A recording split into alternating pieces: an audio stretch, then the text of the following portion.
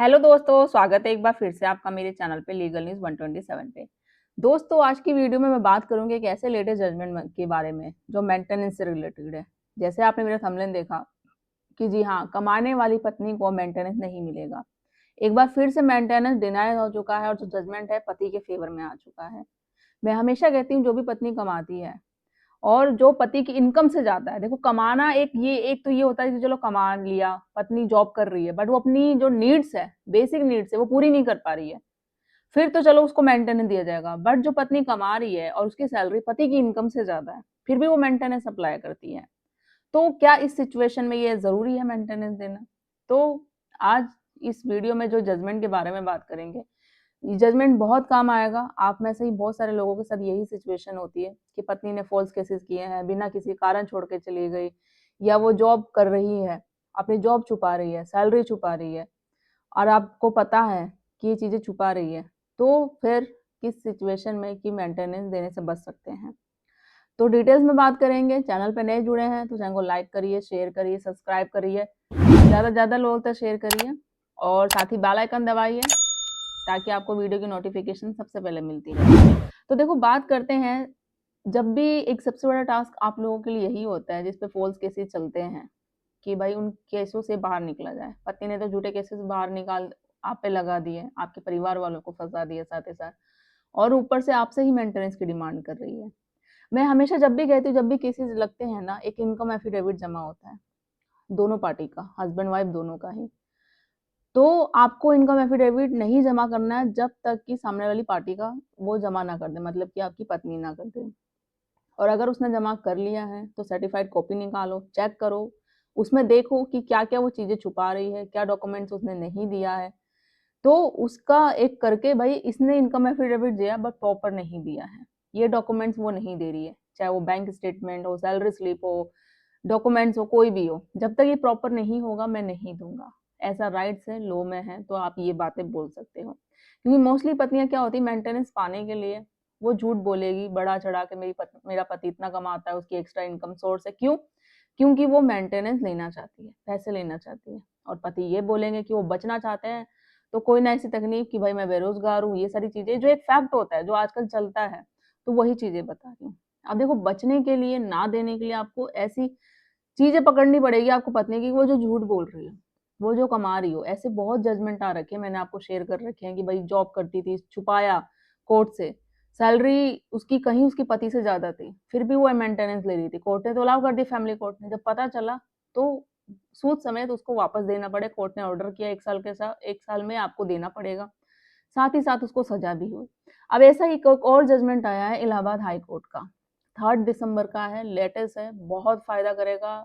आप में से जो सेम सिचुएशन से जो गुज़र रहे हो, मतलब मुझे तो लगता है मोस्टली यही होता है कि भाई शादी तो कर ली, चाहे किसी भी रिश्ते से, पति की नहीं सुनी, ससुराल वाले की नहीं सुनी, बहुत रीज़न होते हैं। आजकल तो छोटी-छोटी बातों को लेके कोर्ट में पहुँच दिया जाता है। पर किस लिए? अगर या उनका रिश्ता है अडल्टरी में या उनके बैकग्राउंड है जो फाइनेंशियली मायके वाले सपोर्टेड है फाइनेंशियली बहुत ज़्यादा, तो मैं क्यों पति की, सास-ससुर की क्यों सुनूँ? तो केस कर दो, केस के साथ भैया पैसे की भी तो डिमांड करो, शादी किया है, खर्चा किया है, तो वो खर्चा कैसे लेंगे? पति से ही लेंगे, तो इसलिए भाई मेंटेनेंस का केस लगा दो। तो ये चीज़ें हैं।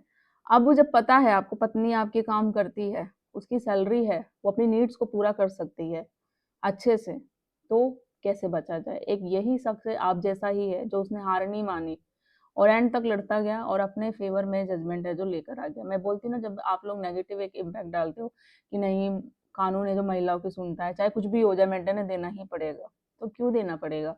ये सोच ही आपको दिमाग से अपनी हटानी है। जब सोच हटाओगे जब ही आपके फ़ेवर में फैसला आएगा। तो देखो ये क्या है, देखो क्या हर एक पत्नी को मेंटेनेंस मिलता ही है? सबसे बड़ा सवाल एक ये है क्वेश्चन। और अगर पत्नी खुद कमाती हो, फाइनेंशियली स्ट्रॉन्ग हो, तो क्या पति फिर भी मेंटेनेंस देगा? ये भी नॉर्मल सवाल आता है। तो इलाहाबाद हाई कोर्ट ने 2025 के आखिरी में एक ऐसा फैसला दिया, ठीक है, जो सीधे पति के पक्ष में जाता है और आज मैं इस जजमेंट का जो पूरा केस डिटेल केस नहीं नेम सहित आपको बताऊँगी।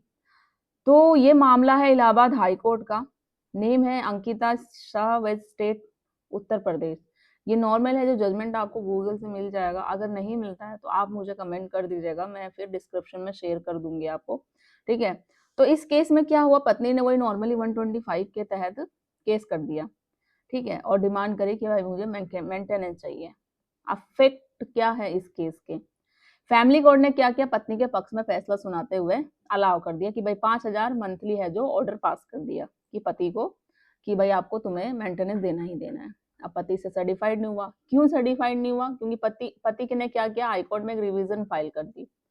उसने ये कहा अपने पक्ष में कि पत्नी तो नौकरी खुद करती है, वो जॉब खुद करती है और उसकी मंथली इनकम करीब 36,000 है और वो फाइनेंशियली डिपेंडेंट नहीं है किसी पे, वो खुद ही कमाती है, अपने नीड्स को पूरा खुद कर देती है, फिर भी फैक्ट छुपाकर मेंटेनेंस की डिमांड कर रही है और फैमिली कोर्ट ने उसके फेवर में कर दिया कि मेंटेनेंस, तो मैं क्यों मेंटेनेंस दूं, जब वो खुद जॉब कर रही है, कमा रही है, अपने नीड्स को जो भी है रीजनेबल सारी नीड्स पूरी कर रही है, तो उसको मेंटेनेंस की क्या जरूरत है। फॉल्स केसेस करना, मेरे साथ नहीं रहना, झूठे केसेस करना, ऊपर से मेरे से ही पैसे मांग रहे हो, ये बात छुपाई जा रही है कि मैं जॉब करती हूँ। तो हाई कोर्ट के सामने एक सबसे बड़ा सवाल ये था, क्या एक कमाने वाली सेल्फ जो सफिशिएंट पत्नी है सेक्शन 125 सीआरपीसी के तहत मेंटेनेंस पाने की हकदार नहीं है अगर वो जॉब करती है। अगर देखा जाए तो एक तो ये तो फैक्ट नहीं होता कि भाई अगर महिला जॉब कर रही है, दो तरीके से एक पहलू होते हैं, तो क्या उसे मेंटेनेंस नहीं दिया जाएगा। तो देखो अगर वो जॉब कर रही है दिया जाएगा, बट उसकी सैलरी कितनी है, उसकी पति से सैलरी बहुत कम है, वो अपना गुजारा भत्ता अच्छे से नहीं कर पा रही है, अपनी जो बेसिक नीड्स होती है उनको भी पूरा नहीं कर पा रही है, तो उस सिचुएशन में उसको दिया जाएगा। बट दूसरी तरफ वो जब महिला जॉब कर रही है, उसकी सैलरी पति की इनकम से ज्यादा है, वो अपने नीड्स पूरा कर ले रही है, जो भी रीजनेबल बेसिक नीड्स होती है पूरा कर देती है, साथ ही साथ उसके जो भी एक्स्ट्रा जो भी है शॉपिंग लग्जरी वो भी चीजें कर देती है, तो उसको क्या जरूरत है मेंटेनेंस की। तो वो सारा पहलू हर चीज देखी जाएगी, फिर उस बेस पे डिसाइड किया जाता है मेंटेनेंस। तो इलाहाबाद हाई कोर्ट ने साफ शब्दों में ये कहा कि सेक्शन 125 सीआरपीसी का मकसद उन महिलाओं की मदद करना है जो खुद अपनी बेसिक नीड्स पूरी नहीं कर सकती, इसलिए ये कानून बनाया गया था। अगर पत्नी खुद अच्छी इनकम कमा रही है और फाइनेंशियली इंडिपेंडेंट है, तो मेंटेनेंस देना कानून का उद्देश्य नहीं है। फैमिली कोर्ट ने इनकम और डिपेंडेंसी को प्रॉपर तरीके से कंसिडर नहीं किया, इस वजह से उसने अलाउ कर दिया।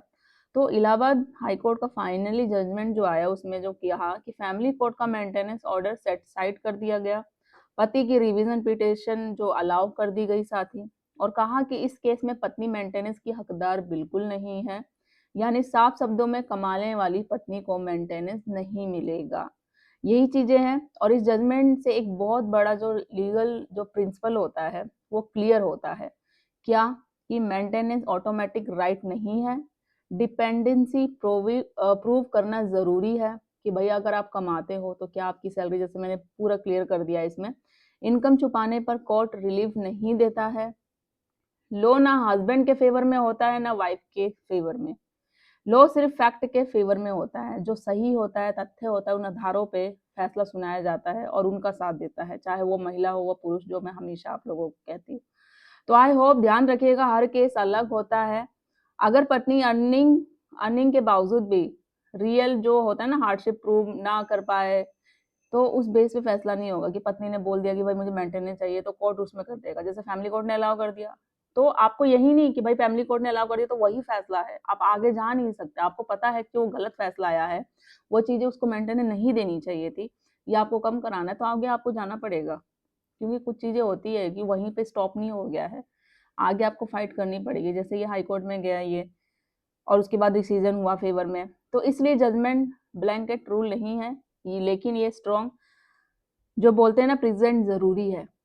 तो ये चीजें, अगर आपको मेंटेनेंस, डिवोर्स, 498 किसी से भी रिलेटेड कुछ एडवाइस चाहिए, लीगल चाहिए, तो आप कमेंट में कर सकते हैं या कॉल पे बात करके प्रॉपर एडवाइस ले सकते हैं अपने केस से रिलेटेड।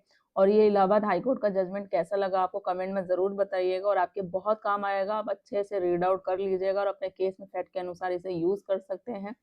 तो आशा करती हूँ वीडियो अच्छी लगी होगी, तो ज़्यादा से ज़्यादा लोगों को शेयर करिए, चैनल को सब्सक्राइब करना बिल्कुल मत भूलिए। जल्दी मिलती हूँ मैं कैसे ही इन्फॉर्मेटिव वीडियो के साथ, तब तक के लिए थैंक यू।